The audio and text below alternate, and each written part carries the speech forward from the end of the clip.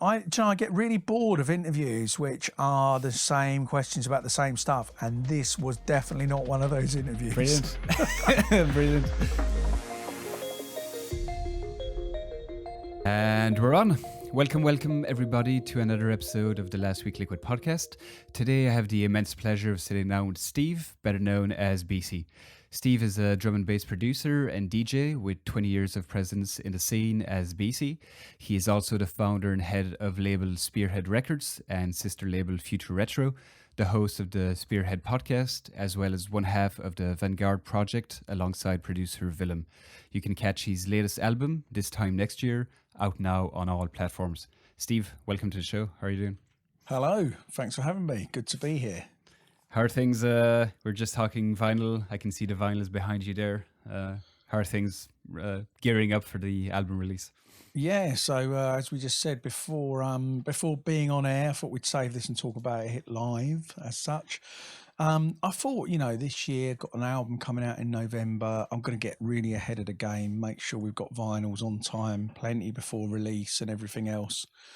And so I sent everything for mastering December 2020, and it all shipped January 2021, and the delivery date for the vinyl box sets, I'm afraid if you've ordered one, is end of March 2022. So That's quite insane. a delay on the vinyl. Tried using a new pressing plant, basically, who took on too much work, and now we're kind of stuck at the stage where they've cut the thing. We've had test pressings, we've got metal work. If I took it to a different plant, that whole process would have to start from scratch again and be even longer. So it just is what it is. And then I've got weirdly some other vinyl that I've ordered a few weeks back is coming in December. So That's so strange. different pressing plant, but Yeah. Is that because obviously you've been pressing and releasing vinyls for a long time. Is this like a recent phenomenon to be waiting for this is so long? by far the worst it's ever been. I mean, there's been a couple of stages where a few years back, probably 5-6 years back, maybe not quite as long as that, but hit a stage where the minimum run became 500 that I could really order because, like major labels caught on to repressing the Beatles and kind of taking all the space at the major pressing plants, and then they're not that interested in pressing 300 when we feel like it for a small label. We kind of got back to that, but a couple of years back or a year or so back, one of the vinyl plants burnt down. The canal incident of the block canal held loads of plastics up for ages. The prices of plastic and raw materials gone up about 30% in the last year. Major labels are still trying to repress stuff and do loads of stuff. And the machines, the stuff that cut vinyl, the last time these machines were manufactured new, it was like the early 70s. So everything now it's all reconditioned or refurbed. There's like the vinyl cutting heads, like the guy called Bogue from 1087 Mastering cuts all my vinyls, and the mastering heads, I think he said there's like 2 places in the world that recondition these heads to be used. What is that exactly? A cutting So head? the mastering head is basically the piece of the machine which cuts the vinyl in the first place. It cuts like one master lacquer. Okay. So you take your vinyl to the mastering place. He sits there with all his computers, chucks it through, makes it sound good, and then literally like a blank record goes through the machine. As you get the cutout of the vinyl, and there's a little pot there, and it's got like black cotton wool in it, which is literally the line that's being cut out. That's amazing. And it's super flammable as well, so you have to be really careful with it. But then that's taken, put in a big etching tank, which basically creates metal sticks to both sides of that original plate that Bo creates, and then that hardens off and makes the metal stampers, and then like you get these little plastic puck type things, and the stampers Squashes make the it. vinyls from that. Cut the edge off. So that's kind of the very basic summary of the process. And there's been a lot of hold-ups. One with the test pressing process, it takes a long time to for the metalworks to kind of create, I think it takes like a day per thing. So there's only so many that can go through. Then I get 10 test press-ins, check that they sound all right, order the full thing. So yeah, that's your kind of basic strategy for making vinyl. And that's taken like months and months at the moment, when a few years back I could do that whole thing start to finish in maybe 8 weeks. So what really changed? Because I feel like the vinyl revival, we've been talking about it for, I don't know, 5, 6, 7 years, where vinyl, like, I don't know what was the year when vinyls actually like crossed, was it CD sales or something again? Like there was this huge revival. That was like a few years back already. So how come we're still in this in this mess at the moment? I mean, one, because we lost a pressing plant, but also like this whole vinyl revival thing for me is absolute bollocks. It's untrue. For us, and I'm talking about related to our scene, it's untrue. People are not buying more drum and bass vinyl. Okay. And so this whole thing of like vinyl selling more and everything else, yes, that's a factual thing from years, but it's because major plants are, making 5,000 copies of the Beatles and it's selling to people that want to listen to it at home on an old record player. Whereas what's happened in drum and bass is 10 years ago, you'd press 10,000 records of something. Now you're lucky if you do 300 to 500. So the vinyl sales for small independent labels and people are actually, less and less people are DJing with vinyl. I think that's obvious. Yeah. So is there more vinyl? Yes. How does it affect our scene? Well, actually, we've started to do smaller and smaller numbers, which mean if you can only sell 300 copies of something instead of even 1,000, you're way down that priority list of from a major label. So your stuff is kind of pushed to the back a bit more and more, and also just the price increases. It's gone up 30%.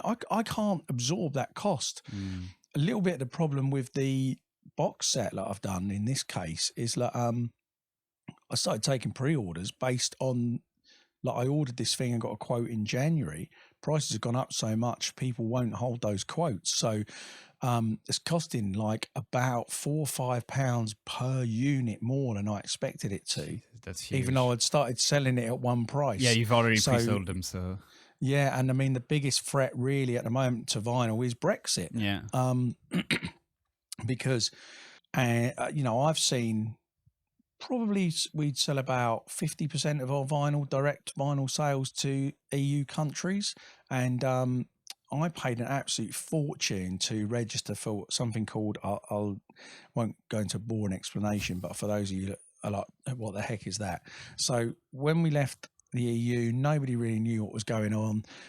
July the 1st, the law changed so that you can't ship anything under 150 euros without something called an IOSS number. It's called International One Stop Shop. What that basically means is that I have to charge VAT on it,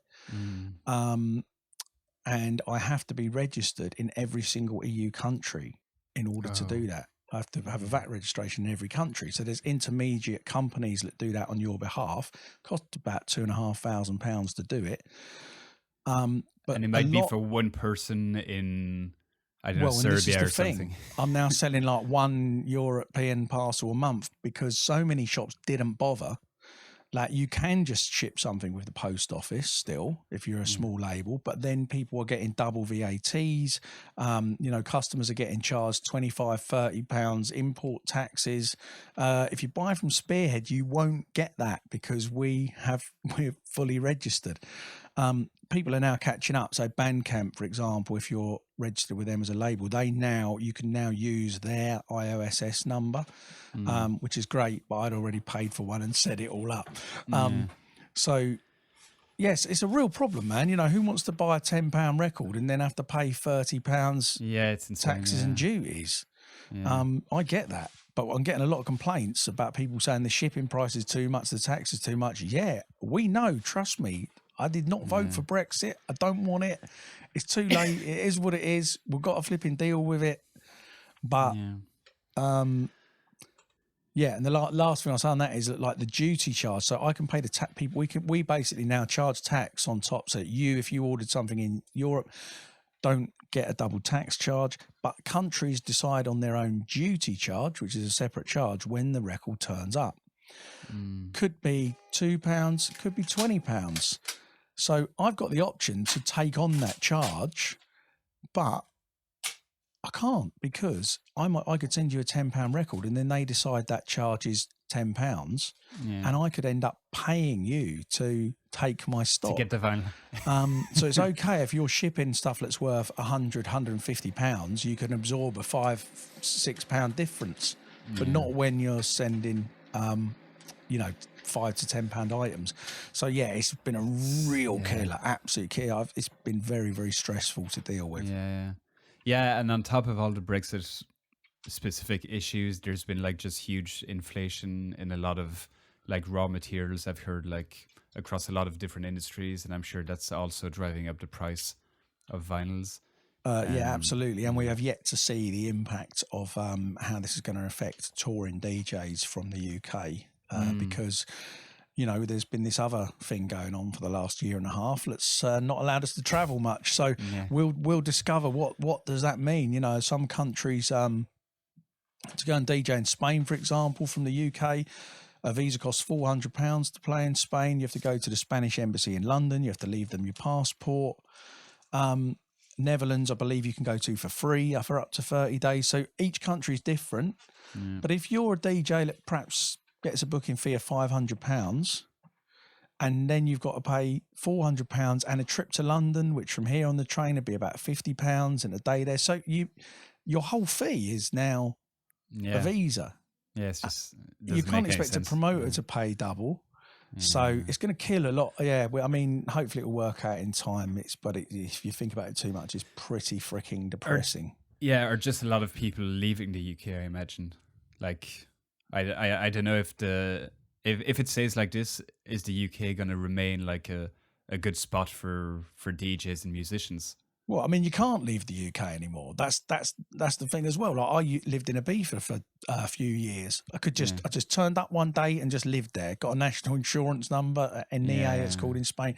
Stayed there. You can't do that anymore if you're from the UK. If you've got a UK passport, boom, done. True. Yeah. There's been, I know that some, like one of the guys from Technimatic has now got his Irish passport. They've become like, currency. Have you got an Irish passport?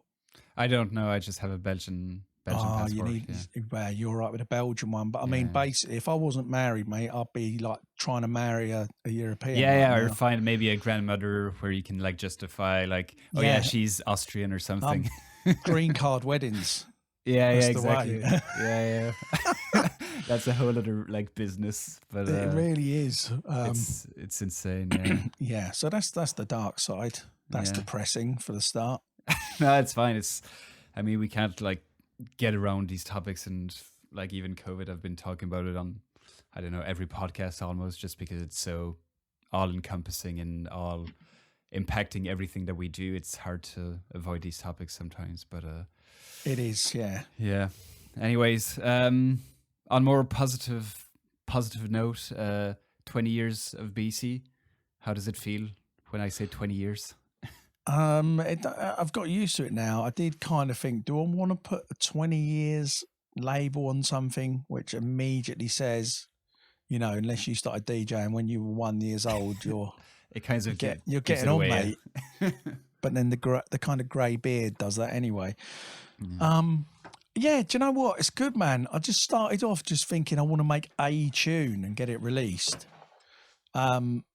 And then kind of developed I want to make an EP, and I think I could maybe try and do an album. And here we are 20 years later, and I have lost track of how many albums. And I still feel like I don't know what the heck I'm doing, but I've managed to make it into a career. So it's been all right. Yeah. Has it kind of, it's a hard question, has it kind of gone by quickly, or does it still feel like a long time since you started? I've been playing around with audio since I was, really young. I mean, my mum says when I was 2 years old, I was playing with a toy called Stickle Bricks, which is kind of like Lego, but like little things poking out. And I would take the wheels of cars and put them on top and say, oh, they're record players. Mm.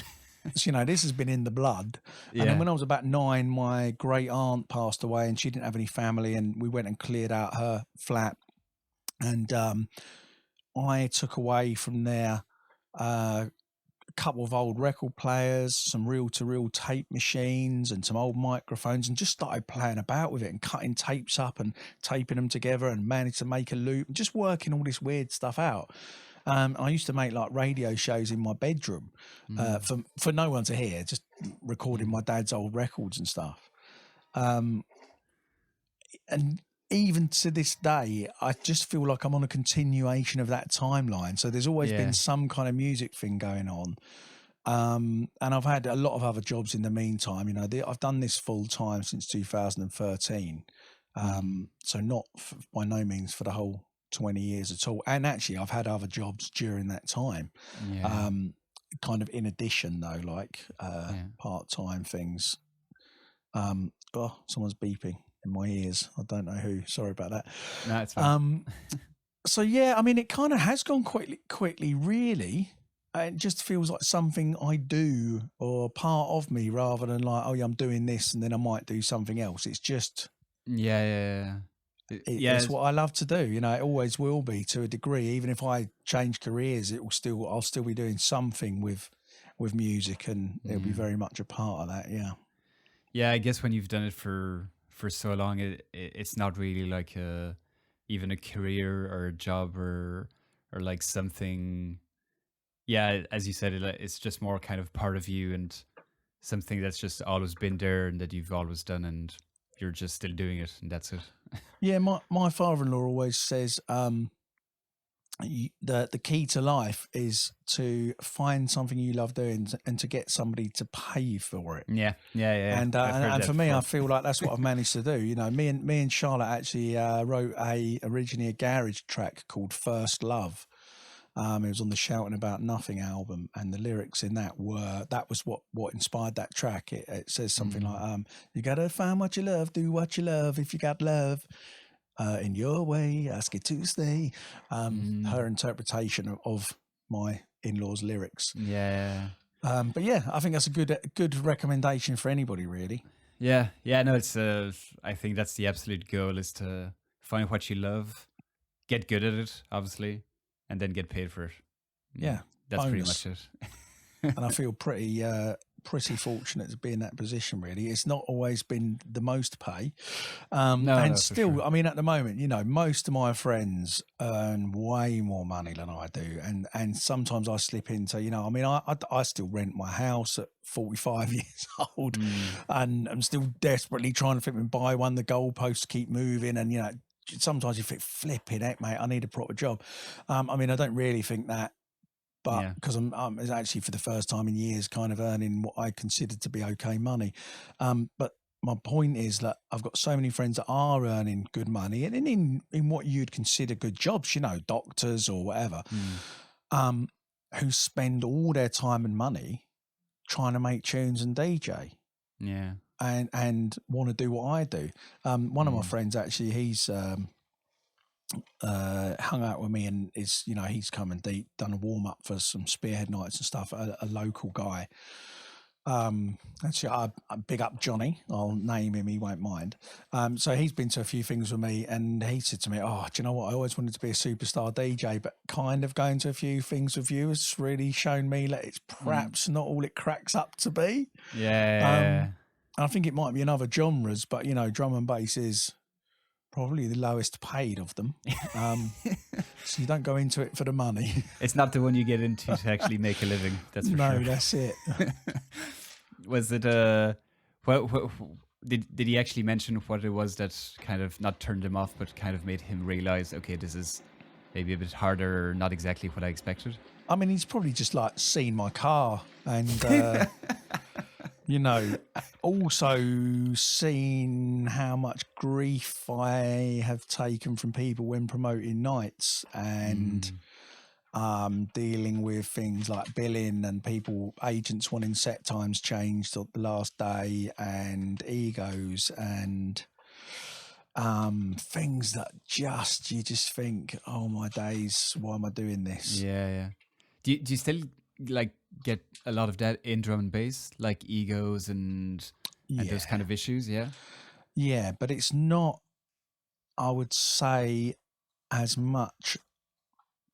I think egos is possibly the wrong word. So I couldn't sit here, not like I would, not like I would anyway, but I couldn't sit here and go, oh yeah, here's this artist, and this artist with massive egos, No, for sure. It's more like, I mean, there'd still be nice about it, but it's more like you get agents and promoters and the people doing the business side of stuff are really trying to look out for and want the best for their artists, but don't necessarily discuss stuff with the artists, but are still like, no, I want them to play 12 o'clock and they must play at 12 o'clock. They're not playing at 2 o'clock. I mean, the place is going to be full anyway. What's the freaking difference? But, the amount of time this sort of argument kicks off, it's tedious. I mean, I'm not really promoting anymore, and I'm very thankful for that. So I'm not dealing with that. Spearhead nights are still happening. It's just like I have given them over to somebody else to do them. Yeah. So, I'm kind of curious. Like, obviously, it's a hard life to lead. There could be easier ways to make a living and like just live, I guess. What kind of keeps you going, like 20 years later?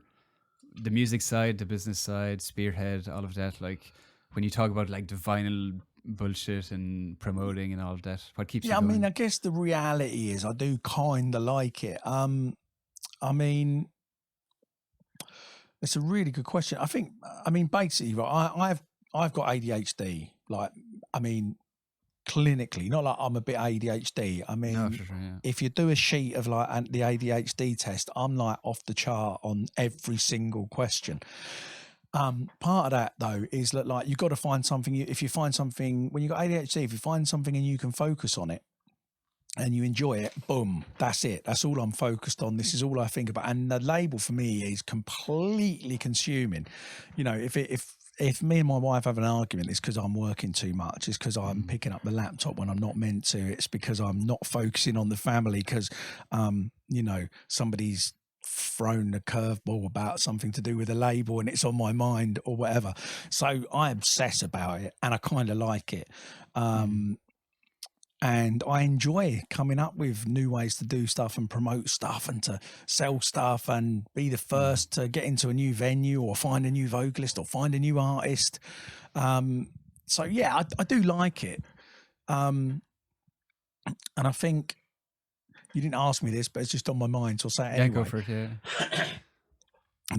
I think sometimes people confuse two real key things if you're running a label and an artist.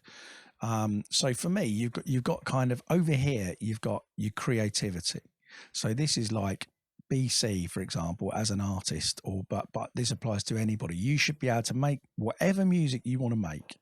You shouldn't be compromised by anybody else. You should push new sounds. You should work with who you want to work with. Try other BPMs if you want or other styles.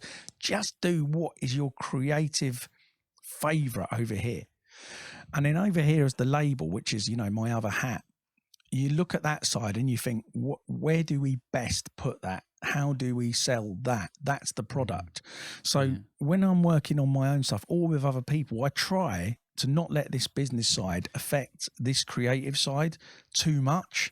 So my kind of input as A&R on things is normally, it might be like, the master isn't very good. We need to get that a bit louder. And this, you can't hear the vocal very well. We need to EQ that or sidechain something or whatever. Yeah. So it's more kind of, let's clear this up rather than, I don't want to change arrangements too much. I don't want to over influence things. I might say perhaps we should try a vocal, but who do you think? So I try not to change this creative bit too much, but try and work this business side to sell whatever the creative is. And what I'm saying in answer to your question is that I enjoy those two sides equally. So 90% of my job is probably admin and doing this business stuff. But I quite like it. And then the creative stuff, you know, I'm not a very good producer. I've never claimed to be, and well, I'm not a very good engineer. I want to differentiate the two. I feel like I'm gone into a monologue, but go for if you it. don't mind, I'll carry on. So, because this applies to me and people I sign or whatever. I think with the creative, it's like you can, if you've got a good vibey idea, if you've got something that's different, something that you know, a good idea, you can put an engineer with the creative person and you can bring that idea to life. You could take an engineer who can't create anything and they can create the best sounding snare drum in the world, but it's boring.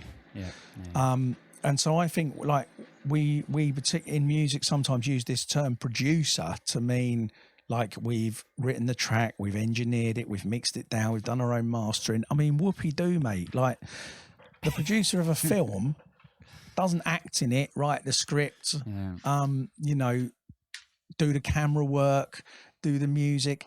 But without the producer, the film wouldn't exist. They're the person that comes up with the idea, that gets somebody to write the script, that gets somebody to add the music, that finds the right person for the part. And for me, I see production very much in that same way. So I come up with the ideas and I'm like, I want this to sound like this with this vocal. And I do quite a lot of my own engineering as well anyway. I've done more and more of that as we go along. But it's not the important process to me. If I can find somebody, like it's no secret, I work with Dan Newtone a lot on mix downs and engineering. And he doesn't particularly put anything creative into that pot. He will make suggestions, but it's more like replaying samples and engineering stuff. But it's like, I could do that, but he can do it, make that a lot better. So you as the end listener probably want the better version. No, absolutely. Do you feel like that's a like controversial thing to say, or an opinion? Like, I feel like, as you said, like a producer, we're kind of expected to do everything, and mastering is something else. But like using a mixing engineer, I think. Yeah, I mean, I don't think it's controversial. I think it's something that only geeky producers give a monkeys about, and they would have you believe it's controversial because it's like, oh, I can do this. But do you know what, man? It's done all the time. Like, so many people use other people to help engineer and mix stuff. You know, you get a lot, if you get any duo in drum and bass, it will always be one person doing most of the engineering and one person being the creative. Like, I mean, Willem actually now has got super creative with his sampling ideas and stuff, but it certainly used to be the case that McLeod would bring funky samples and the real good core element of like soul, but left on his own, the engineering wouldn't be great. And Drew Willem, if you left him to his own devices, the engineering would be amazing, but there'd be no soul to it. And so the Willem and McLeod thing worked well. And I think that's the case with more people than you realise. It's just that it's not advertised. But like, it shouldn't be controversial. You know, do you want a good product or don't you? And I'm certainly not talking about ghostwriting here. You know, somebody just writing you a track and just going, you done this when you didn't. But I think we should encourage it's being part of a process and part of a collaboration, and just getting your idea to life often requires more people, you know. And actually those producers that can do everything, perhaps their music suffers as a result of that. I'm not saying it's not good, but could it be better? I don't know. But I try and encourage people. I'm working with a couple of artists at the moment where they don't think they're ready I hope they're starting to now, because they haven't engineered every last thing, but they're sending me their ideas. And I played a couple to Polar and Bryson yesterday. I was with them in Jersey and I was like, listen to this. And they were like, that's the tune. That's the tune there. That's it, it's 1 minute long, but that's the tune. It's got every single thing in it. It just needs arranging into a 3-4 minute track and, you know, perhaps layering up some drums or a bit better EQ on the bass. But that's the tune. Yeah, I don't want to go on and on round about the No, no, same it's thing, but it's yeah. it's fine. It's something I think about a lot because I come from a more like classical background of like piano and playing in bands, and there was never any like engineering involved. Like you would write a riff or you'd write a chord progression, sing over it, and that would be your song.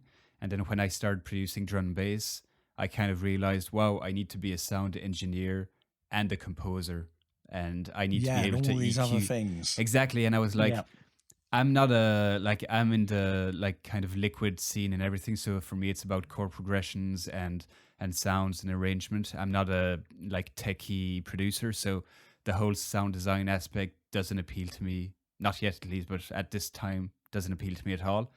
And so I was like, okay, I need to start learning about compression and EQing and making each element stand out and clear in the mix and all of that. I was like, that doesn't interest me at all. I mean, I find it boring. I do Yeah. it when I have to, but I think the other thing I think about stuff a bit from a label point of view, even with my own music, and for me, the job of a good label A&R, is not to wait until the perfect track lands in your lap, and it's Mm. like, what job is that as an A&R? Just go, oh yeah, there's a perfect finished track, I'll sign that.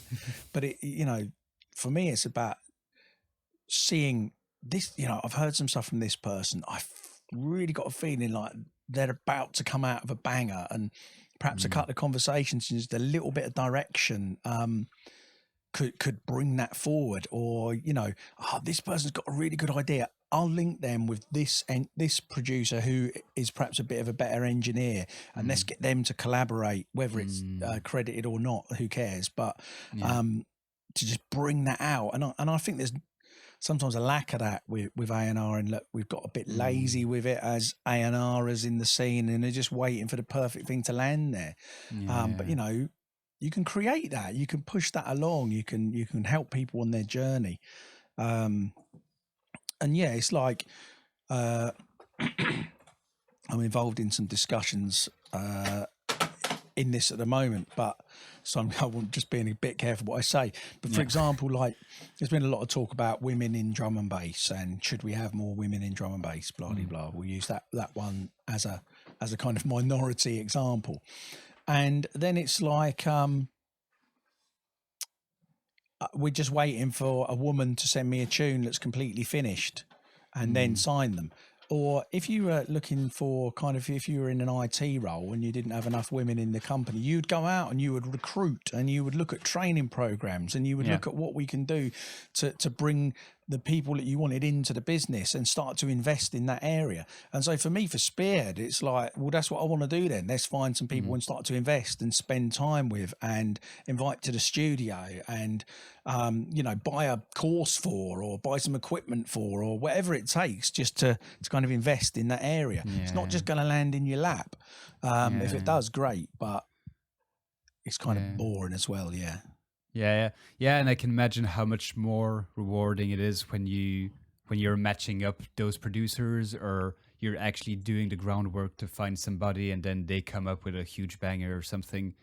It's a lot more rewarding than just waiting and signing a great track. Yeah, I mean, Spearhead as well for me has always been about helping people on their journey, about, really being, I know it sounds like a massive cliche, oh, I just want to help you on your journey from this part to the next part. But it really is, it genuinely is. So, I mean, and the proof for that, if you like, my CV of that is that I have never, ever signed an artist. To this day, and I have no intention of signing an artist. My work ethic is, you come and work with me if you want to work with me. If you don't want to work with me anymore, off you go. Go for it. You go somewhere else. And I've probably got more to offer as a label now than I ever had. So perhaps people want to stick around a bit more now.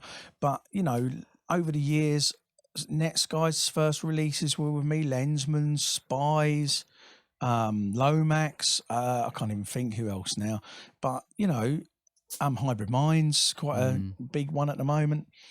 And I get on really well with all of those guys still. And it's nice, you know. I wouldn't, if I'd have tried to lock Hybrid Minds down to go, oh no, you're only going to release with me now, I don't want you to go anywhere else. All that would have happened eventually is that they would have got management who would have just blasted me out the water and gone, we're doing this, we'll take you to, or something like that. And you know, what's the point, man? It's like, I'd rather invest in people on their journey, and it's great to see people do well. And I've always said, which people say a lot, like, I want to see, you know, I want to sign you. I want to see you go further than I've gone. Well, you either mean that or you don't. And sometimes I feel like perhaps I don't, but but I do. Yeah. So that's still the aim for Spearhead, really. I want to invest in people. I want to see people grow. I want to see people go on and start their own labels, and, you know, this scene to continue to grow and develop and be more than just the same old people and the same old labels and the same headliners that have been doing it for 20 years. Let's have some new blood. Yeah, I can definitely see the. I guess because I spoke with Tony London Electricity, and they have like the opposite approach of only signing artists pretty much, and I can kind of see the argument on both sides of not wanting to sign artists because you just want to help them. So if they want to stick around, that's great. If they want to go elsewhere, that's great as well. And his argument to signing artists was like, we put a lot of work and effort into promoting an artist and helping them and coaching them and all of that. So it's a commitment from the part of the artist as well to stay with the label. So I mean, that is absolutely true. You know, the majority of, certainly previously, the majority of artists on that hospital roster would have agreed with that and be pleased and have done really well and had good careers out of it. But I listened to the one you're talking about with Tony, and I did hear him say on there, you asked him a question and said, do you sign the people or do you sign the music? And he said, it's only about the music. It's only about the music. And that's the only thing probably where me and Tony would big time disagree. And I don't actually believe that if he thought about it, that that's true either. No, I don't think so. No. You know, because actually, and I think he may have even mentioned on that podcast, I'm not going to, because I don't want to land myself in hot water, but, you know, there has been an artist whose catalogue has been deleted from hospital, and it was because of them individually. It wasn't because of their music. It was because of their views and their rants and racist and whatever else comments that they were making. That's kind of about the person. Yeah. If it was really just about the music, so I don't know. Right. Yeah. I mean, it is, you know, I'm not going to sign someone whose music is trash. No, obviously, but it's got to come hand in hand. I don't sign people based on a tune so much as like I'll hear other stuff. Well, I've already said I don't sign people, but, you know, work with.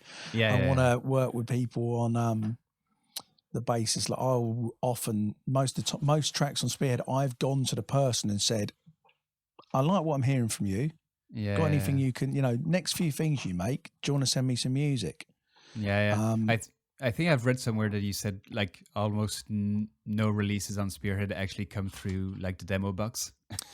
Yeah, I mean a handful of like Lower, Ben, his was directly from the from that.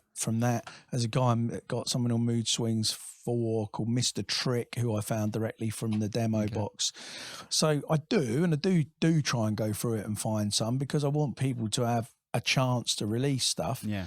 But one thing I've always said is when people say to me, what's the best way to get you a demo? I always say in person. And this applies to anybody, I think. And is it that easy to give somebody a demo in person? No. Has it been in the pandemic? No. But you remember the people that you speak to in person, that come to a lot of gigs, that hang around. And so there was a guy called DPR who had a release on Future Retro last year. And he'd heard me say that. And then he saw on Facebook, like I had put a thing up, my nephew wanted to learn how to DJ, and I'd said, anybody got any old equipment that they're willing to like let me have cheap, or, you know, give me or whatever for my nephew? And he messaged me and said, mate, I've got some really old CDJs. If you want them, you can have them. Just come and pick them up. So I went to pick them up, and of course, and you said the best way to give you a demo is in person. Legend. On a CD, in the car. And the thing about that is, like, I already, when I put that CD in, because I've met this guy and know him and like him and think he's all right now, when I put that CD in, I am like desperately thinking, please be good. I want to love this. I want to love this. Yeah, I want to sign this track. So he's up here compared to like just going through the demo box. And true enough, I did. It was really good music. It's come out. When he gets his butt in gear and gets me some more, we'll probably release some more stuff. Big up Dan, DPR. But yeah, you know, meet people. If you can, get in there and give people your demos and chat to them and get to know people. And the other thing is really, you know, what's your kind of USP? What makes your music any different? So I used to think this when I was sort of coming up, like, oh, this track sounds the same as, I don't know, because I can't remember who I'd play back then, Carlito or someone. But so I know people now perhaps will listen to like an LSB tune and then there'll be another tune. They'll think, oh, this sounds like an LSB tune. Well, why would you put out LSB's tune and not my tune? Well, the answer to that is pretty simple, because you've made a tune that sounds like his. That's what he's already doing. Also, Spearhead Records has only recently become there's 4 of us now actually on payroll. Oh, nice. Silver, and that's everybody's apart from me is part-time. So, you know, it's a very small company. There's not loads of money floating about. It's like if I spend something and it goes wrong and I make a bad decision, I'm struggling to pay the rent that month. Why would I invest my money into some random dude from another country whose music sounds a bit like someone else's just because he told me that he loves my label and I must release his music and he wrote it for me? I mean, I don't mean that to sound harsh, but it's like, the reality, you know, flipping heck, rather than somebody who I've met who I think actually we get on all right, I'd quite like to invest in you. We could go for a beer together and, you know, it'd be quite a nice evening or whatever. And don't get me wrong, it's not about, I'm not trying to use the label to make friends. I mean, Willem, for example, I think we've been out for dinner once. Oh, really? The whole time I've known him, when it hasn't been because we've been DJing summer or work together. And that was this year. Again, we're not friends. We spend loads of time together, but it's like, you know, it's just But I think that's a great shout, especially with like obviously with COVID it was different, but with nights returning and everything now, there's a lot more opportunities to meet people, to just hand out CDs or USB sticks or like whatever, and to make that first good impression. I think there's a lot more opportunities going around now to do that. Yeah, and I mean, you can do it virtually as well, though. Just, you know, I think they call it sliding in the DMs. But it's like even just like watching people's live streams and commenting. And, you know, the people that were watching the Spearhead Records podcast every week, I know them. I know a lot of them names. You know, Christian Cambridge, Dan Bryan. I could list off about 20. And so I've got time for those guys. They've been there every week, like commenting and making stuff back. And I've genuinely got time for them guys. You know, if I see one of them out, I want to go, oh, mate, if they've been getting you a drink or whatever, thanks for the support. So I don't think they're producers. But if they were, I'd already be thinking, oh, please let this music be good. And so you don't have to do it directly. But, and also, you know, I'm not talking about manufacturing something just for a marketing angle, because there's a genuineness in that as well. Yeah, I'm just rambling now. But no, it's great. It's I think in a new era where there's so much music coming out and so much competition to like stand out and get yourself heard, it's important to find ways to connect with people on a more personal basis, and just like make make an impression on somebody, because that's like half the work already done there. So no. I just want to come back to, because you did mention Netsky, and if you've listened to my chat with London with Tony, you'll know I'm a huge fan of Netsky, coming from Belgium. And I forgot about that. I do now. Yeah, I remember you saying. And that was a big part of my chat with Tony, was like, okay, that first album on Hospital and discovering Netsky, all of that. Obviously, you were actually before Hospital with like the first few singles. Let's not mess about it. Tony just saw like I'd signed some tracks and went, now we'll have him. I think that's So, pretty clear. Tony Coleman, let's not mess about, mate.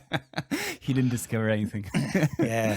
But yeah, I don't know how much you remember like those first singles. Obviously, I Refuse, which was like massive. How much you remember meeting or just discovering Boris and signing him and all of that period in time? Yeah, so his stuff was sent to me by another producer like I was working with at the time, who said he had a friend who had started making drum and bass and he thought it was quite good and I might like it. So that was a guy called Lensman. And he sent me these tracks, and I was like, yeah, you know what, these are pretty good. We'll sign a couple of these. And like I Refuse, I was like, I actually asked him to make some changes to it. I was like, oh, you know, this is repeating too much, man. Just take that vocal out a bit. And he did it.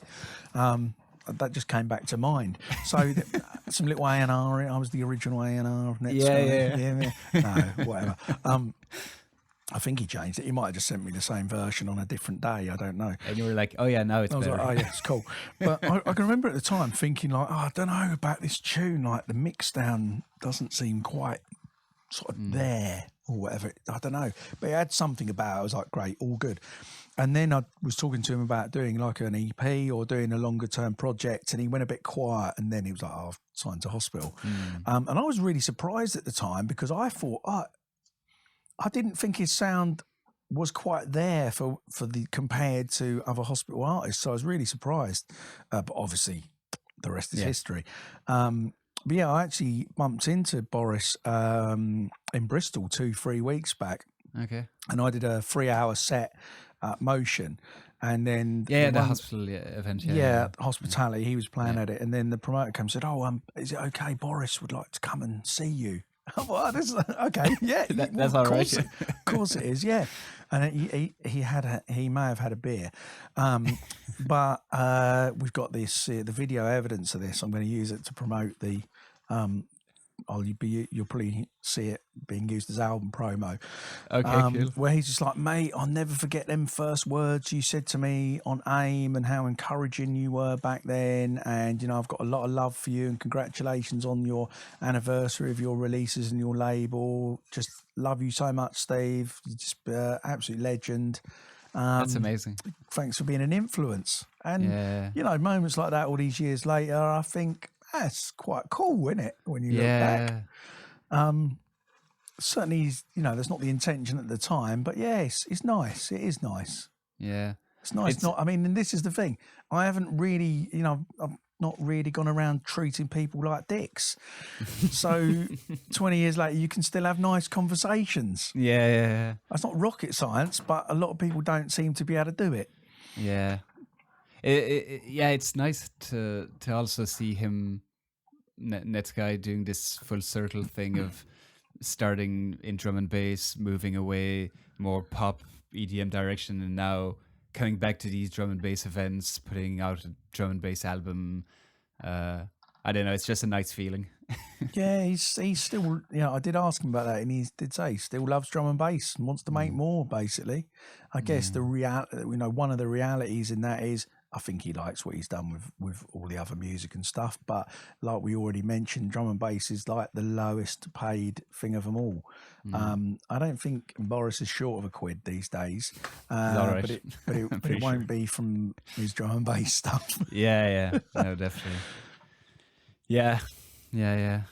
But no, it must be cool to like be part of that journey when you see where he went and the things he did and the festivals and all of that, to be like part of that journey somewhere at the beginning. Yeah, must be a nice feeling. And again, you know I sort of said this is about helping people on their journey type thing, but like back then I didn't have anything to offer on my label that would have given him that same trajectory as him signing to Hospital did. So, you know, I've never had any sort of like, oh, you know, you signed to Hospital, you know, sod him. So, I mean, what did I have to offer? Just some bloke sitting in Norfolk, running things off a laptop in my kitchen, you know, compared to Hospital. And I would have, if I could have signed him then and then looked forward to the future and seen the different paths, I would have probably felt very guilty for holding him back. So yeah, I'm very pleased that he's done well. Yeah, no, it's great to see. Maybe a single on Spearhead one day. One day, we'll see. We'll see. Cool. Yeah, I don't think I can afford him anymore. Well, maybe. But Yeah, just to switch gears slightly, moving just a bit away from music. Tell me a bit about the van trading industry that's growing within drum and bass at the moment. Because I spoke with Woody a few weeks ago. Well, I mean, it's not even a trade. So Woody, as I'm sure you know, I'm sure some listeners will know, Woody Efferwood spent 2 or 3 years travelling around to all the festivals and everything else, more or less living out of a very small Vauxhall Vivaro van that he lovingly named Vanny. And he said to me a while back, before COVID and all that he was thinking of getting a bigger van. And I'd never really seen inside Vanny, and me and my family had been looking at perhaps getting a camper or something. I was like, well, mate, if you ever get rid of Vanny, give me a shout. I might be interested. And then he was like, oh, mate, yeah, I'd love your family to have it.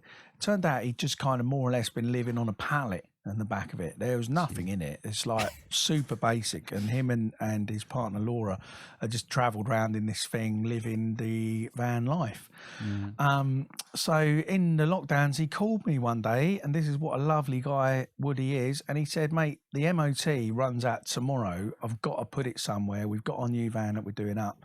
Do you want it? If you're willing to have a punt on Vanny going through the MOT, I'll drop him off. So he turned up and dropped off Vanny, and we've put him through what Woody himself described as a rags to riches story. And I spent too much money probably having all the mechanics done, and then we completely stripped everything out and removed all of the drawing and art that Woody and Laura had done in Tipex all around the interior, except for the word Vanny on the dashboard. Nice. Thought we'd keep that for I don't know, a bit of flavour. Nostalgic purposes. Yeah, and have had it refloored, resealing, proper rock and roll bed in there. So because it has to be like category M tested, so that our kids can travel in the back of the van. We have still got a car, but yes. So Vanny has become our kind of family outing vehicle. We have used him for camping, but it's a bit tight with 4 of us. Got an awning on him, but no, it's been good. It's been good. So big up Woody. At some point, I think the plan is he's going to bring his newly finished van, and we'll all have a weekend together somewhere and hang out. But I am. I was worried he was going to be disappointed. Like I'd kind of gentrified Vanny. From being original, because it's a very middle class camper inside now compared to the authentic Efforwood vibes. But would you ever, obviously you have a family and all that, it's probably harder, would you ever see yourself actually living in a van for a bit? Not a chance. Absolutely no way. No, after spending quite a lot of money doing it up, we'd had one weekend away and I was like, I'm too old for this. What did we do that for? So very much a day van for us, going out for the day, a night away. I have slept in it on the way back from a couple of gigs, which has been great, because I like it was my daughter's first high school day after a festival in Bristol, and it's 4 or 5 hours to get back from Bristol to here. But I wanted to be back to take her to school, so I got halfway home, slept in Vanny at the side of the road, which is absolutely terrifying when lorries keep driving past. And you think, I kept laying in the bed thinking, one slip and I'm dead, mate. Yeah. But it's £30 or something to sleep in your van in a service station, which is why there's all HGV drivers complaining. Oh, I didn't know that. Yeah, it's crazy. Anyway, so Vanny exists and is well. Last week we took Vanny to Longleat, which is a UK safari park. There were monkeys running about on it. Literally a monkey pooed on the back bumper. Nice. It was one of the most exciting things I've ever done. We drove home. We drove home, and it still stayed on there for like a week until I took it off. So nice. Is it more exciting than I know you have a passion for ducks as well. Well, I mean, passion for ducks sounds a little bit a bit weird, I know, but a bit odd, perhaps. I mean, the ducks, Duck Watch UK still exists on the Instagram. They've all flown away now. But the thing with ducks is, just quickly is that I so one of my jobs before doing the label full time was my wife and I used to run like a school for kids that had been removed from mainstream school. So we were a fully Ofsted registered independent school for about, well, we could have 14, I think, but we only ever had about 12 kids. And as part of that, we had a small holding. So we would do like mornings in the classroom, afternoons, particularly the boys, some of the girls, but more some of the lads were interested in practical jobs on our small holding. So it was only a couple of acres, but we had like 6 pigs. We'd have 6 pigs at a time that would be sent to be turned into meat. Something Ethelwood is always on my case about now. I'm not a vegan, and everyone else in my family is, and he obviously is. And he told me he cannot morally get his head round why I'm not. So that's other than that, we agree on most things, and I probably should be, but I'm just greedy and fat. Anyway, so we'd have 6 pigs that we would look after. They'd have loads and loads of room. And then they would go off to slaughter. We had a couple of pet goats. We had a couple of pet pigs. We had a couple of cows. So we had several animals. My wife actually became a vegan after we'd had our own animals because they had loads of space with us. And even though we did send them to slaughter and eat them, they were really well looked after and they had quite a happy life. And then we went and saw on a couple of farms where they were super crammed in. And she was like, I just can't do that anymore. After I know how smart they are and how funny they are, you know. Anyway, because of this, we had a load of chickens and we had an incubator still that had just been in my shed for a few years. So when there was a duck, there's been a duck in the bush at the front of my house for several years, lays all its eggs hatch, off it trots. And then last year, or 2 years ago, I just thought, I wonder what, it's gone. I saw it walk off with all these ducklings. I wonder what the nest looks like. Looked. And I thought, oh, that's sad. There's a dead duckling in there. And I was like, oh, no, it's still alive. And then some other eggs were already cracking. So my girls picked up these eggs and we went through the shed and we found this incubator and just put the eggs in the incubator and then they hatched. And then the same thing happened this year, 2 years later, but we were in our living room and we heard this commotion and the duck coming out of the bush with all of these ducklings, and then sure enough left a load of eggs behind. And this isn't a nature podcast, but the reason they do that is because the ducks start hatching. They should all hatch at the same time, but they don't. And so that duck has really only got 24 hours before it has to leave the nest. Otherwise, the ones that hatched first would die. So it's a bit of a survival of the fittest. So it goes because it needs to look after the ones that have hatched. So we grabbed the other eggs, put them in the incubator, then end up with months of feeding and looking after these ducks, which is quite good fun for the most part of it, but then a lot of it is trying to stop them being eaten by the cat, chased by the dog, getting them out of things they've fallen into, and all the boring stuff like I didn't put on Instagram. And then we had like 2 months of them just staring in the patio door. One of them learned to put its head in the cat flap because it knew we were in there, so it kept just poking its head in the cat flap. And now they've eventually flown away. So that's a nice story. It'll probably happen next year. It was good for sort of sold quite a lot of Duck Watch T-shirts, and it was good for some content during quite a dark time. Yeah, it's interesting that so the duck actually comes back to the exact same spot every year. Every year, this mum duck, we at least assume it's the same one because it's quite a hard spot to find. And it's been there. We've lived here 6-7 years, and it's been doing it for the whole time we've lived here. Yeah, it's amazing how those, like, I love those animal documentaries and Planet Earth and stuff like that, and the way it's encoded in their genetics or whatever, and they can fly halfway across the earth and lay their eggs in the exact same spot every year. It's amazing. It is pretty mad. I don't think they fly that far away though. I don't think they might. Maybe not these ones. Yeah, it was like. But yeah, they're stupid though. Like the duck comes out of our bush. It's got about 10 ducklings with it. It walks up the road, and we just stood there watching it walk off. And it went straight over a drain, and about 8 of them just fell straight down a drain. Oh shit! So then I ran over, pulled up the drain cover. I'm laying on the floor with my arm down this drain, pulling them all out. It stands there quacking at me. Then I put them there. Off it walks straight to a main road. I'm like, you can't win. And we saw it, and I think it only ended up with 1 or 2 left out of about 12. So the ones that we had definitely had a better survival rate. My daughter nearly killed one. I didn't put that on. I didn't put that on socials at the time. She was absolutely devastated. I've never seen her cry so much, because she was kind of feeding them on the edge of the pond and just playing with them when they were really little. And we'd put like a plank down to the pond so that they could get in and out through the reeds. And she walked the plank, went on the end and forgot that it would do that. So she fell straight in the pond. Oh, wow. But grabbed hold of this duck and kind of held it underwater for a minute, and then came out, and I thought it was going to die. It was just like... And then she said, I don't know why I did it. I forgot it could float.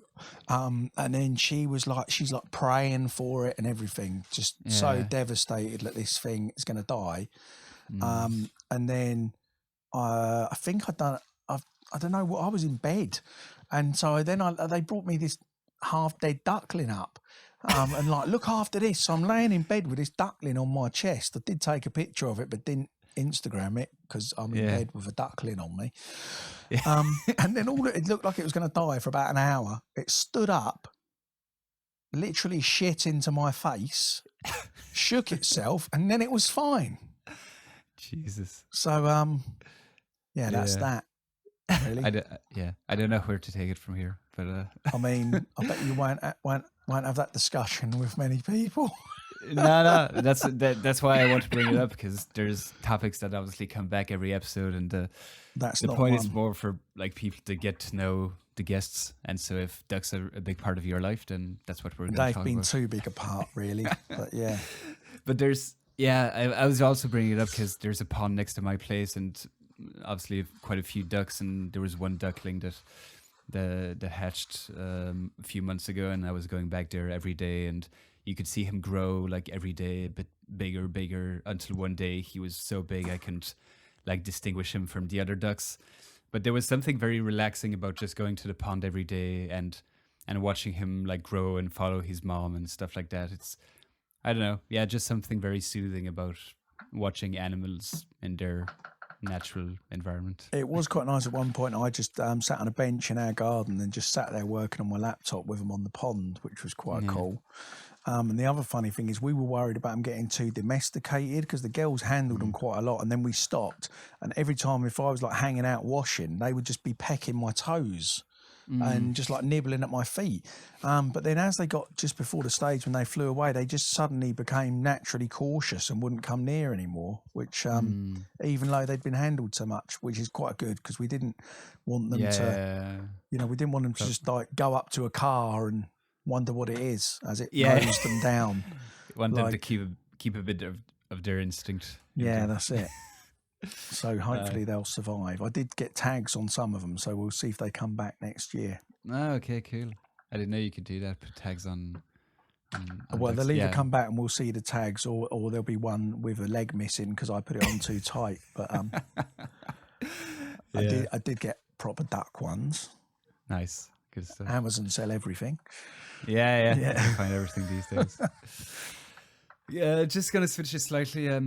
For people listening, I take listener questions now through my Patreon. So if people wanna go and check that out, okay.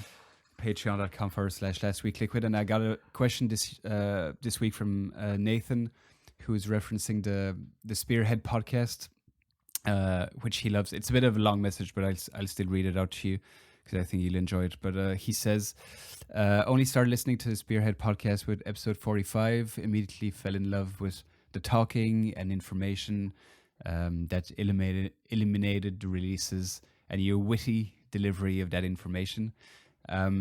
He talks about the episodes with Ria that were great, and the one with Lens that he really enjoyed, where you got to explain where you got your name from, apparently from Doug Ross Cubics, who was responsible for it. I didn't know that story. And he actually says Doug Ross is an old friend of his from a gig in Ontario, Canada. Okay. So, yeah, he was kind of curious because apparently you mentioned, I didn't hear the podcast, but that you had an upcoming project with him. So his question was, what can you tell listeners about that project, what to expect, and what is it like working with close friends on music? A nightmare. So, a couple of things to pick up on in there. Firstly, I did say I would continue the Spearhead podcast even after we were over lockdowns and stuff like that. And at the moment, that I haven't done. So, just for anybody listening who has listened to both, the reason for that is because I fully intended to come back and do one, and then I tore a ligament in my back the day before I was going to start doing it. So, I did spend 2 weeks laying on my back and a further 3 weeks walking with a walking stick. So I'm still got the odd painkiller now, but I'm nearly back to normal. But I've basically been, the last few gigs I've done, I've basically just had a load of tramadol and then DJ'd and then stretched out afterwards. So it will be back, but then I've had gigs and stuff like that. And this weekend, my wife is away and I'm looking after my children. So it soon suddenly disappears. There will be some more Spearhead podcasts because I enjoyed it so much. So I do want to try and do one a month live Saturday afternoons again. So I hope to continue that through the winter. So big up everybody that joined me for all of those over lockdown. The weeks do fly by. Then in terms of working with Cubics, so 20 years BC this year. It's also my first tracks were working with Doug Ross, Cubics. Just to tell you a little bit about that, I met Doug when we were both DJs at an under 18s night, in Ipswich. It was one of my first paying gigs, and it actually surprisingly led on to loads and loads of other stuff. And we was playing house music and everything else. We were just trying to make together music, full stop.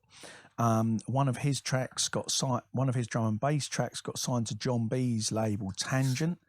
And because a drum and bass track was the first one to get signed, we were like, oh, well, let's make more drum and bass then. Yeah. And he was playing drum and bass and doing stuff in Bristol, but that really kind of secured that deal.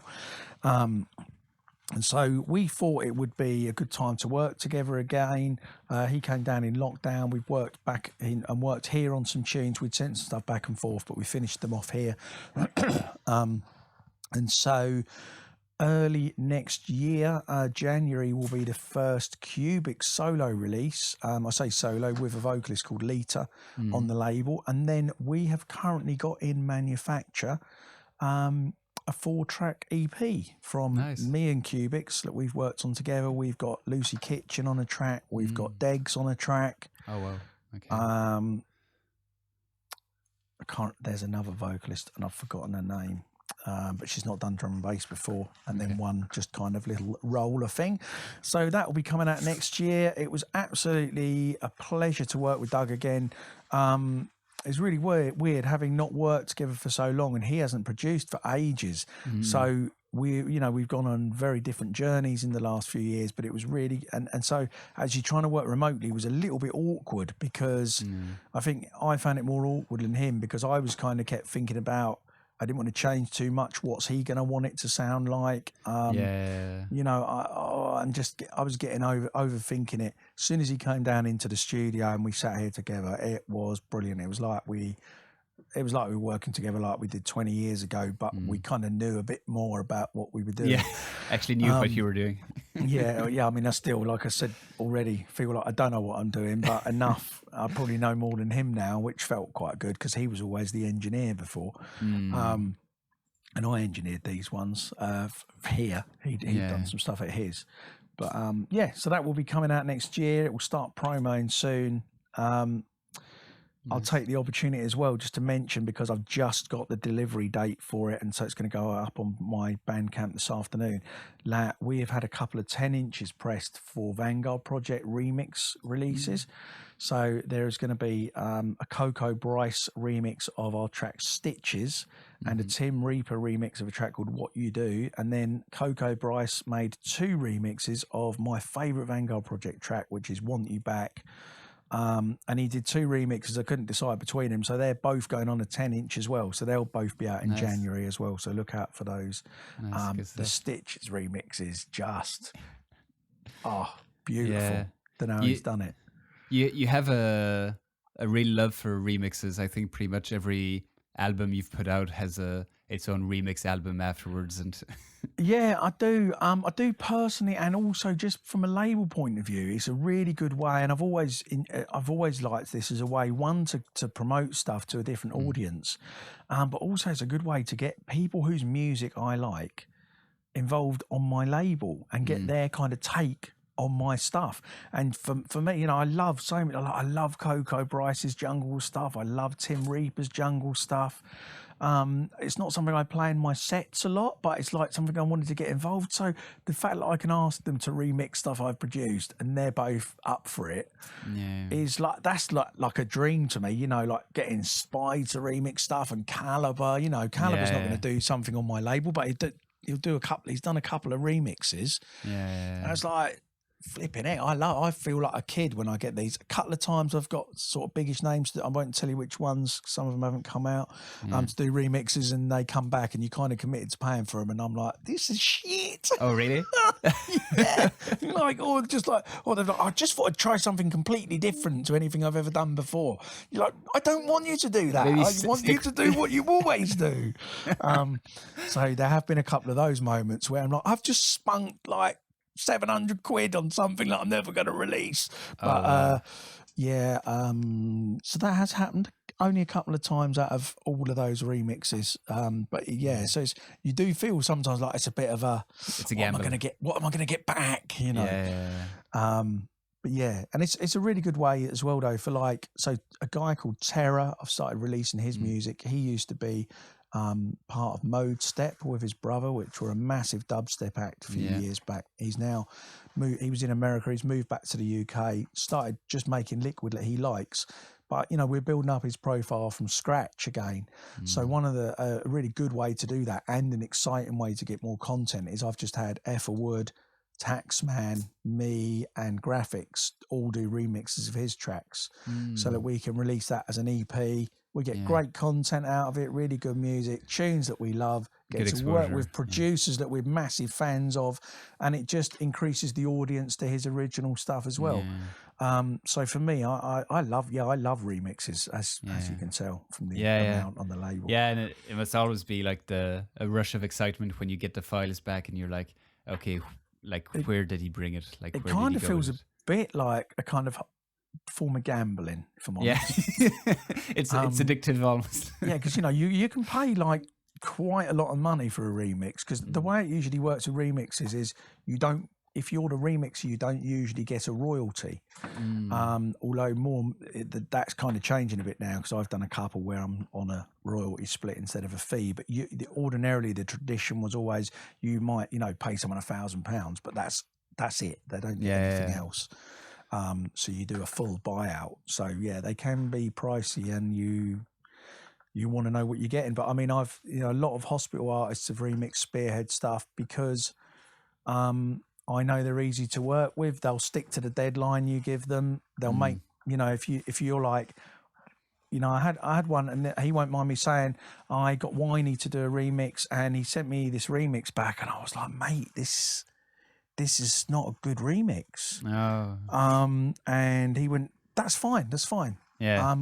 I'll do something else. I'll try a different direction. And I was like, can you maybe try this track? And he did the remix Sincerely Yours, me and Leo Wood. Like, it's an absolute belter. And that's where it's great. We talked about egos earlier. Like, you can work with people like Winey, who would kind of deserve to have a bit of an ego in their production, but it's just really willing to just go, yeah, fine, we'll just try something else then, and we'll get better and get to the gold. So my key tip for working with anybody really is, well, we said don't be a dick already, but just be, if you make yourself easy to work with, like make it known, I'm willing to change stuff, don't be afraid to tell me if you don't like it, etc., etc. You're going to get more work, and labels will want to work with you, and other people will want to work with you. It's not difficult. Just try to be a nice person. It's not that hard. No. It's a lot easier to be nice than to be a dick, I find. Well, I wish the whole world agreed. Yeah. Probably on I don't know if this is related. This is a bit more of a personal question, but it's a follow-up from Nathan. He was asking, and it's a personal one, so up to you if you want to answer it, but he was wondering, how does your faith play a role in either creativity or musical output, or just your philosophy in terms of how you run your business and other things like that? Yeah, great questions. I mean, as some listeners may know, some may not. I grew up as a Christian. I very much still consider myself to be a Christian. I'm not as regular at church these days as I always have been, mainly because I'm so involved in gigs and stuff like that. But over the last few years, I've worked as a youth worker for a church, children's worker for a church, and been pretty active in trying to shape how the modern church is relating to culture and relating to people. I would be somebody that would probably consider myself not to be religious, but to still have a faith in God, which I know sounds a bit of a contradiction. But what I mean by that is because I very much feel it's important that the values are important, that living as a good person, not just a good person, but in very intentionally living to try and make other people's lives better is the basics of what Jesus would have done.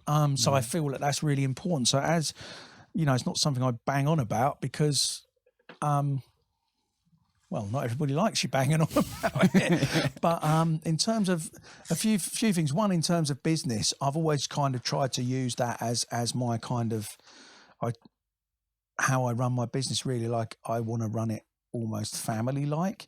So, for example, if somebody comes to work for me, well, let's put it, and they don't get it right straight away, or don't get the tracks right straight away, I'm not like, see you later, mate. You can't. I heard the analogy that if you have got a 9-year-old like I have, and you ask her to empty the dishwasher, and she doesn't empty the dishwasher properly, or makes a mess of loading the dishwasher, you don't just get a new 9-year-old. You Who came you up can't with do that. You just you work with them, and you continue to do it however long it takes to get it right. And that's something that I really try to apply to Spearhead as a business. That I want to work with people and mentor and help you get this right. And do you know what? We'll do this. We're like a family. We keep doing this together. And for me, that's something churches should do. But that's the kind of value that I try and do in the business as well.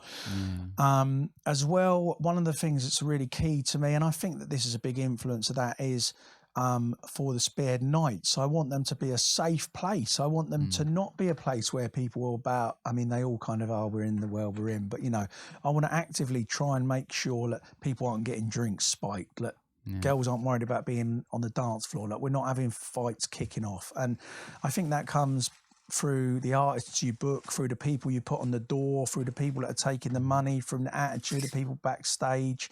And several times, people have said to me over the years when we've been and done nights somewhere, man, all your artists are just real nice to work with and real easy to work with. And I try and drum into people, don't be having a go at the sound engineer because you're stressed about your set. Work with them. So there's things like that, and I could go on about that, but I won't. But and then musically, on a personal level, because of what I believe and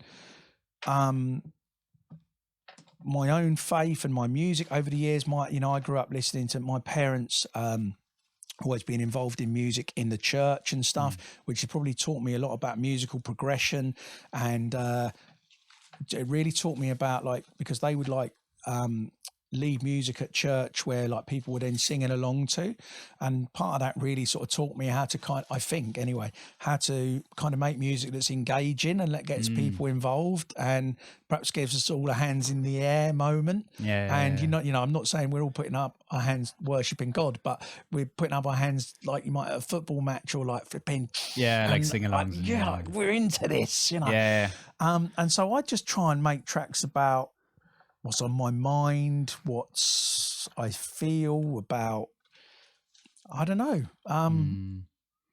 It's hard to explain really, but like, there's a track Lost and Found.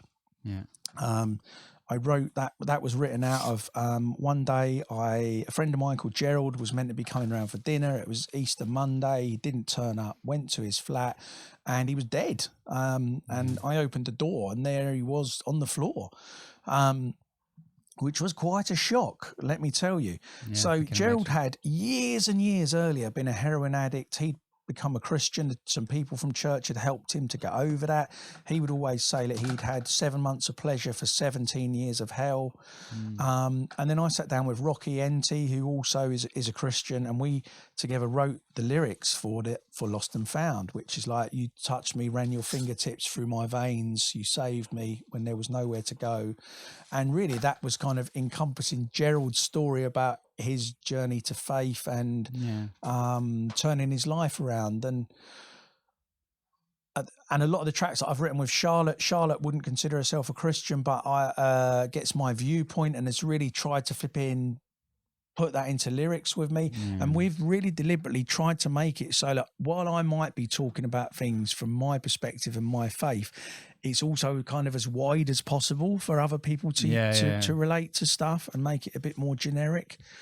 But I'd say a couple more things on this because I find it interesting, and hopefully other people will. One is, some people have over the years, there's been like perhaps a Christian music scene or whatever, and I've heard it said in these circles like, oh, you can make your music and you just don't know how much that might touch somebody's life and how much it might change them. And I do think that's true about music. But I also think it's a bit arrogant. Like, my music's not that good. Like, that alone is going to change somebody's life. So I've never made music to be Christian music. I've made music that I want to make about me in the hope that it might relate to some people and that will help them on their journey, help them in life, give them a bit of positivity. But for me, I felt it's important in the background with my peers, with other DJs, with artists I work with, to be the best representation of, I guess, Jesus, for want of putting it better, in a drum and bass scene, in a club. I very much, when I'm DJing, feel like this is my church. This is me just playing tracks that I've written about, like flipping love and about loss and about real hurt and all sorts of things just chucked in. I don't think many people are probably doing that, but I really chuck it out emotionally. And I want to be a real positive impact on the drum and bass scene. Several people, I won't name names, but we've had so many people come to stay at the house for a weekend or spend time here because they've been struggling with something or just need somebody to talk to. Or some people have started calling me a bit of the dad of the drum and bass scene, which I find kind of respectful and as rude at the same time. I've been doing it 20 years, but yeah, I don't know. I guess that's what, that certainly me being a Christian is very much, and that being so much a part of my life for so long is very much a root of why I want to nurture people and see them do better in their lives. For me, it's not about trying to get anybody else to believe the same thing as I believe. It's not about me trying to brainwash somebody into being a Christian, but it very much is about, I think what the Bible teaches is to bring, there used to be a Bible we all used to get at school called the Good News Bible. And it was like, for me, that's what it's about, bringing people good news. And it's good news that like somebody gives a shit. And it's good news that like, perhaps I could link you up with this person who can help you talk through your financial problems or relationship problems or whatever. So yeah, I've gone on too much about it, but there you go. No, that's fine. You asked, so you got it. No, it's great, and it's definitely not something that I guess people would guess just listening to your music that you would be Christian or anything, because there's a way to express values through, as you said, like words that mean something to other people as well, without like mentioning Jesus or God or the Bible directly. Yeah, I mean, I've had flack from Christians over the years that are like, why don't you say Jesus this? And I've equally, I'm kind of the person, I swear a bit, I drink a bit. I'm like, in church, I don't fit in because I'm a bit wild. In drum and bass, I don't fit in because I'm a bit tame. So it's the kind of weird world in the middle. But I've had grief from people like, oh, you're a Christian, you should mention Jesus in this. Do you know what? I just think there's a lot of other words that are a lot more creative, and like we were created. If let's just say what I believe is correct, just for a moment, for the purpose of this story, right? Sure. We were created in the image of the Creator, who is very creative, that created everything. who gave us all these words, who gave us all this creativity, and the only word you can think to use is his name. Yeah. Like, there's just so many more words. We can be so much more creative than that and make it wider to just be more accessible to everybody. I mean, I've heard of people using the track Lost and Found. Somebody messaged me to walk down the aisle to for their wedding. I didn't have the heart to message back and said it was about my friend dying, because I thought that might take the edge off. But it shows that it's open. Yeah.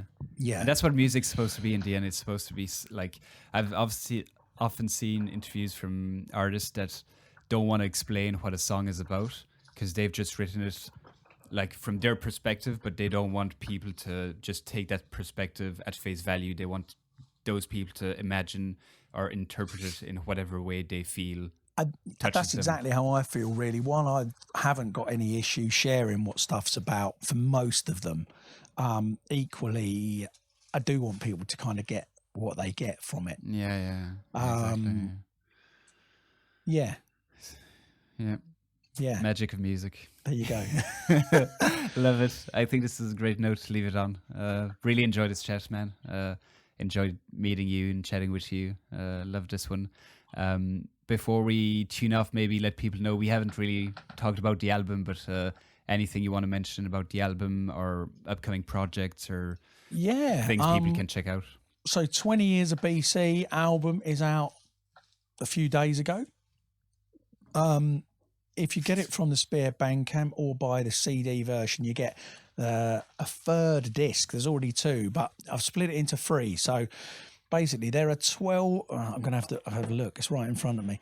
There are 12 brand new tracks. Some of them have come out as singles, but as part of this project, like I've really written over the last year.